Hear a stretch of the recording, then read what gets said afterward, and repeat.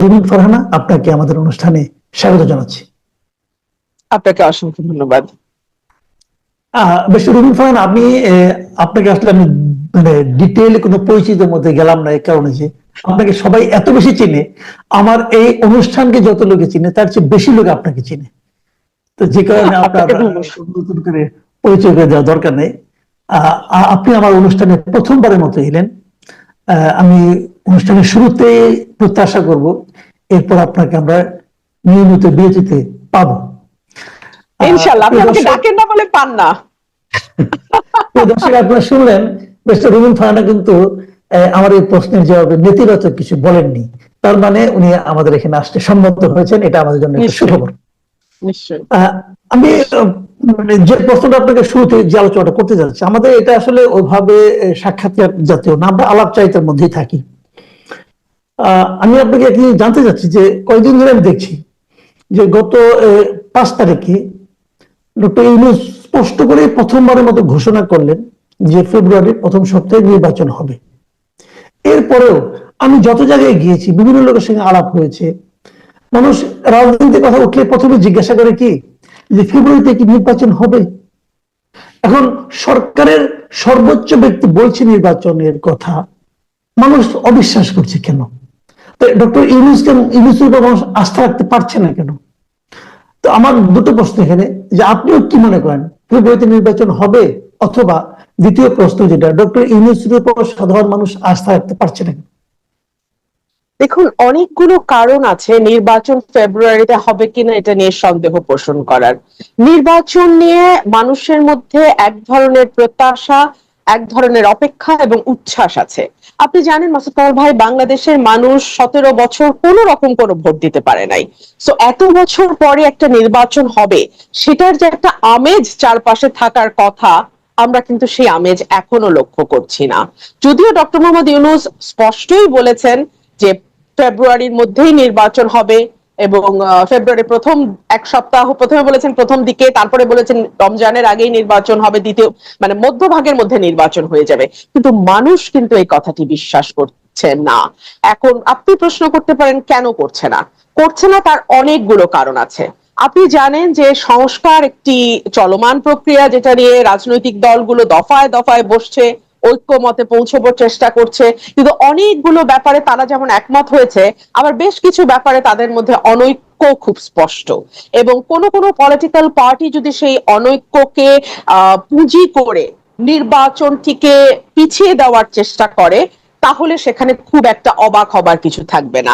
আমি আপনাকে আরো খোলাখুলি বলি। ফর এক্সাম্পল, জামাত পিআর পদ্ধতির নির্বাচন চাইছে, এনসিপি এখনো নিবন্ধন পায়নি, কিন্তু অন্যদিকে ডক্টর মোহাম্মদ ইউনূস নিজেই ঘোষণা করেছেন এনসিপি তার দল বলতে তিনি একটি দল তৈরি করতে বলেছেন ছাত্রদের, যার ফলশ্রুতিতে এনসিপি গঠিত হয়েছে। এবং এনসিপির সঙ্গে ডক্টর মোহাম্মদ ইউনূসের যে ঘনিষ্ঠতা, সেটা এখন নতুন করে আর বলবার কিছু নাই, কিন্তু এনসিপির নিবন্ধন এখনো হয় নাই।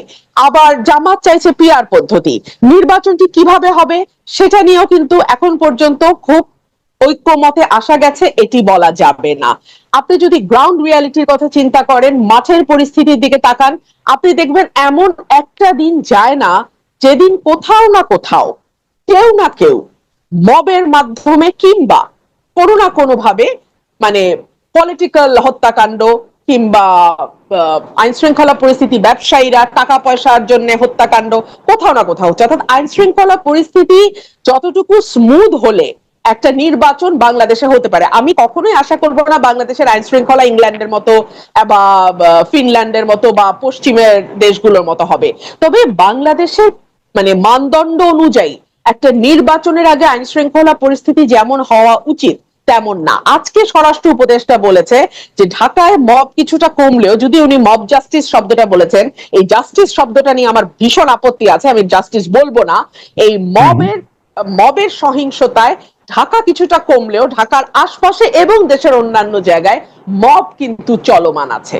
সো মানুষের মধ্যে যে একটা ভীতি, একটা আশঙ্কা, এগুলো দূর হচ্ছে না। এবং নির্বাচন যত এগিয়ে আসতে থাকবে তত কিন্তু আইন শৃঙ্খলা পরিস্থিতি নিয়ন্ত্রণ করা কঠিন হয়ে যাবে।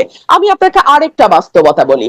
ধরুন জামাত আর এনসিপি কে যদি আমরা একপাশে সরিয়েও রাখি, মোটামুটি 300টা আসনে, প্রতিটি আসনে বিএনপির 5 থেকে 10 জন নেতা আছে যারা নমিনেশন প্রত্যাশী।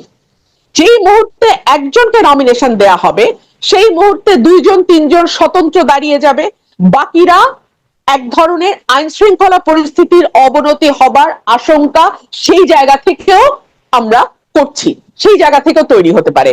তারপরে আওয়ামী লীগ নির্বাচনে আসবে কি আসবে না এটা নিয়ে কিন্তু 2 রকমের মত আপনি দেখবেন দেশে প্রচলিত আছে। মানে একটা গ্রুপ অফ পিপল বলছে যে আওয়ামী লীগ কোনো পলিটিক্যাল পার্টি না, আওয়ামী লীগ হচ্ছে মানে এমন একটা দল যেটাকে আমরা মাফিয়া বা গ্যাংস্টারের মতন একটা মানে গ্রুপ অফ পিপল, যাদের নির্বাচনে আসা না আসায় আসলে কিছু যায় আসে না। কিন্তু আরেকটা মত হচ্ছে যে না, আওয়ামী লীগ পুরাতন রাজনৈতিক দল, আওয়ামী লীগকে ছাড়া যদি আপনি নির্বাচনে যান that will be the reputation of 14, 18 or 2024। 18টা যদি বাদও রাখি 14 এবং 24-এর ইলেকশনের রিপিটেশন হবে। সো এতগুলো ভিন্ন ভিন্ন অ্যাসপেক্ট যখন মাঠে ক্রিয়াশীল থাকে তখন আপনি কিভাবে একটা স্মুথ ইলেকশন আশা করেন? তাহলে প্রধান উপদেষ্টা যেটা বলেছিলেন আর কি, যে উনি ইতিহাসে সর্বশ্রেষ্ঠ নির্বাচন উপহার দিবেন, তো এটা কি তাহলে আসলে কথাই থেকে যাবে? আপনি দেখুন, আমি আজকে লক্ষ্য করছিলাম যে অন্তত পক্ষে সরকারের তরফে 4 জন, আমি যদি ভুল না করি 2 জন উপদেষ্টা এবং 2 জন সরকারের নীতি নির্ধারণী মহলের, তারা বারবার কিরা কসম কেটে বলতেছে ফেব্রুয়ারিতেই নির্বাচন হবে। কোন দল কি বলল, কোন দল নির্বাচনে আসলো বা না আসলো তাতে কিচ্ছু যায় আসে না, সরকার ফেব্রুয়ারি ঘোষণা করেছে তো ফেব্রুয়ারিতে নির্বাচন হবে। অর্থাৎ তারা নিজেরাও জানে যে কতটা ভোলেটাইল একটা সিচুয়েশন এখন বাংলাদেশে প্রিভেইল করছে। তারা নিজেরাও কিন্তু খুব একটা কনফিডেন্ট না যে কেমন ইলেকশন, বাট তারা রিপিটেডলি কথাটা বলছে। আপনি মাসুদ ভাই যখন একটা কথা বারংবার বলবেন তখন ওটা আপনার নিজের প্রতি আস্থাহীনতারই একটা বহিঃপ্রকাশ, না হলে একই কথা আসলে বারবার বলার দরকার নাই। এবং বাংলাদেশ বিশ্বের সম্ভবত অল্প কয়েকটা দেশের একটা যেখানে নির্বাচন আসলেই অবাধ, সুষ্ঠু, নিরপেক্ষ, স্মরণকালের সবচেয়ে ভালো, জীবনে এত ভালো ইলেকশন কোনোদিন হয় নাই, আমরা পৃথিবীর শ্রেষ্ঠ ইলেকশন দেব, এই সব উদ্ভট এবং বাজে কথা নির্বাচনের আগে যুক্ত করা হয়। আরে ভাই, নির্বাচন মানেই তো free, fair, inclusive and neutral হওয়ার কথা। তো এটাকে আবার এতগুলো বিশেষণ দিতে হয় কেন, আমি তো এটাও বুঝি না। আচ্ছা, আপনি আরেকটা কথা বললেন যে এই এনসিপি কে আপনি বললেন যে এটা ডক্টর ইউনূসের দল। আচ্ছা ঠিক আছে, হতে পারে ইউনূসের দল, কিন্তু ইদানিং কি আপনি খেয়াল করছেন যে এনসিপি কিন্তু ডক্টর ইউনূসের ব্যাপারেও বেশ মানে শুনতে ভালো শোনায় না এই ধরনের শব্দ উচ্চারণ করে কিন্তু ইউনূসের সমালোচনা করছেন, যে ডক্টর ইউনূস ভুল জায়গায় সিজদা দিয়েছেন না কি করেছেন এগুলো বলছেন। তাহলে নিজের দল তার সৃষ্টিকর্তার বিরুদ্ধে এই ধরনের কথা বলছে, এটাকেই বা আপনি কিভাবে জাস্টিফাই করবেন? এখানে দুটো বিষয় হতে পারে। যেহেতু শুরু থেকেই এনসিপি কে কিংস পার্টি বলা হচ্ছে, শুরু থেকেই আমি এনসিপি কে রাজার দল বলি, কিংস পার্টির চেয়ে আমার কাছে রাজার দল কথাটা বেশি পছন্দ, তো আমি তাকে রাজার দল বলি। তো তাদের এক ধরনের পারসেপশন ক্রিয়েটের ব্যাপার আছে যে না, আমরা রাজার দল না। এই যে দেখুন, আমরা রাজাকেও সমালোচনা করি, কিন্তু আপনার বা আমার অভিজ্ঞতা কি বলে, টকশোতে যখন আমরা বসি এনসিপি যিনি রিপ্রেজেন্ট করছেন তিনি এনসিপি কে যতটা রিপ্রেজেন্ট করেন গভর্নমেন্টকে তার চেয়ে কোনো অংশে কম রিপ্রেজেন্ট করেন না। সো এই যে একটা পারসেপশন তৈরি হয়েছে যেটা রাজার দল, সেটা ডক্টর ইউনূসের কথা থেকে এবং এনসিপির আচরণ থেকে, সেটা ভাঙবার একটা চেষ্টা হয়তো নির্বাচনের আগে তারা করতে চাইছে। এক, অথবা যেটা হতে পারে সেটা হচ্ছে রাজার সঙ্গে তাদের এতদিন যে সুখের সংসার ছিল সেই সংসার সম্ভবত ততটা সুখের এখন আর নাই। কারণ আমরা রাজার উপদেষ্টা মানে অর্থাৎ পারিষদদের, মন্ত্রী পরিষদ সদস্যদের, অন্যান্য উপদেষ্টাদের বলতে শুনছি যে এনসিপি যাই বলুক না কেন, রাজা যেহেতু নির্বাচন ফেব্রুয়ারিতে বলেছেন, তো নির্বাচনটি ফেব্রুয়ারিতেই হবে। এখনো কিন্তু এনসিপি নিবন্ধন হয় নাই। সুতরাং এনসিপির জন্য অত্যন্ত চ্যালেঞ্জিং হয়ে যাবে ফেব্রুয়ারির আগে, নির্বাচনের আগে তাদের সমস্ত শর্ত পূরণ করে একটা মানে রেজিস্ট্রেশন পাওয়া। সো এই সকল কিছুর বিবেচনায় রাজার সঙ্গে বনিবনা না হওয়া, তারা প্রথম দিকে যেরকম দাপট এনজয় করেছে, যেরকম যাচ্ছে তাই কথা বলা, যাচ্ছে তাই আচরণ করার এক ধরনের প্রচ্ছন্ন সমর্থন তারা সরকার থেকে পেয়েছে, না হলে তো উপদেষ্টাদের পিএসরা কোটি কোটি টাকা বানাতে পারতো না, না হলে তো উপদেষ্টাদের পিতারা এলাকায় এলাকায় মব রাজত্ব কায়েম করতে পারতো না। এবং দেখেন আপনি, এই মব রাজত্ব কায়েমের কথা গণমাধ্যমে আসার পরেও এখন পর্যন্ত আমি দোষী নির্দোষ সরিয়ে রাখি, একটা ন্যূনতম ইনভেস্টিগেশনও হয় নাই। তো আপনি আমাকে বলেন, মানে এই দল রাজার দল না হলে আর কি, তারা এখন যেই পারসেপশনই ক্রিয়েট করার চেষ্টা করুক না কেন। সো এই দলটি হয়তো এখন প্রথম দিকে যেরকম প্যাম্পারিং পেয়েছে, বাংলাদেশের সেনাবাহিনী যেটা আমাদের স্বাধীনতার সার্বভৌমত্বের প্রতীক, সেই সেনাবাহিনীকে তারা কোন ভাষায় অ্যাটাক করেছে আপনার নিশ্চয়ই মনে আছে। সেনাবাহিনীর একজন মেজরের ফ্যামিলি সম্পর্কে যে ধরনের বাজে কথাবার্তা তারা ফেসবুকে দিয়েছে, এটা কোথাও হয় না মাসুদ কামাল ভাই, পৃথিবীর কোথাও হয় না। সেনাবাহিনী প্রতিটি দেশের স্বাধীনতা সার্বভৌমত্বের প্রতীক।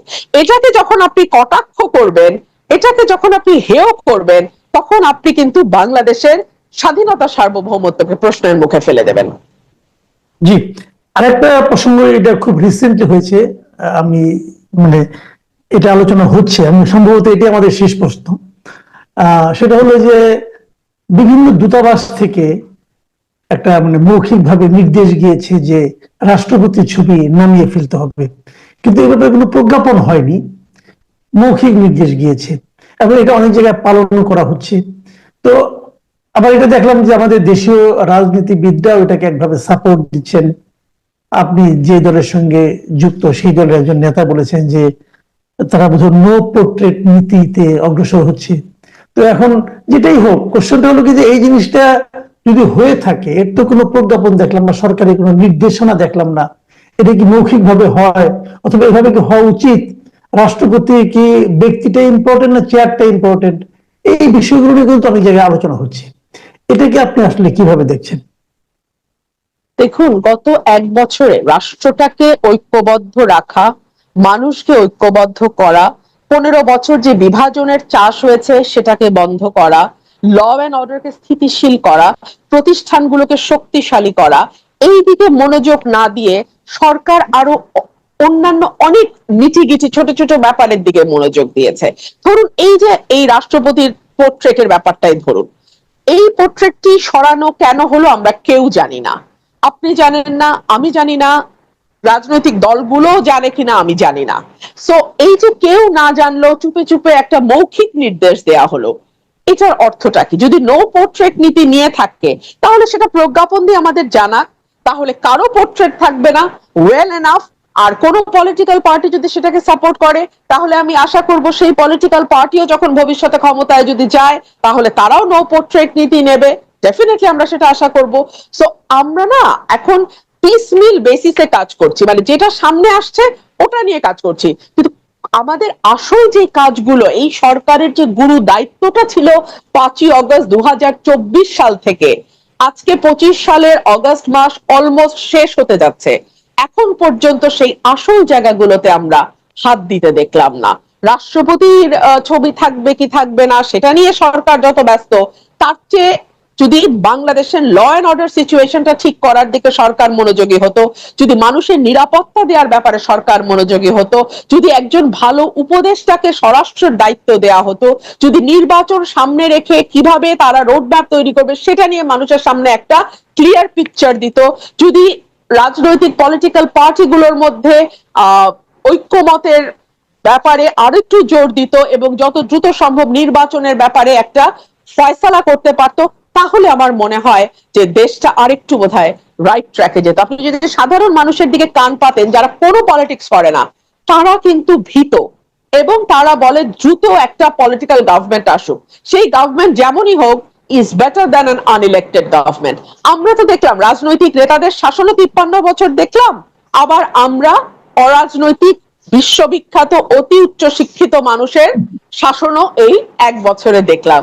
সো মানুষ তো তার কম্পেয়ার নিজেরা নিজেদেরটা করতে পারে। জি, অনেক ধন্যবাদ রবিন ফারহানা। প্রিয় আপনাকে দর্শক, অসংখ্য ধন্যবাদ। প্রিয় দর্শক, আপনারা শুনলেন ব্যারিস্টার রবিন ফারহানার বিশ্লেষণ আমাদের নির্বাচন নিয়ে, ডক্টর ইউনূসের কথার প্রতি মানুষের আস্থা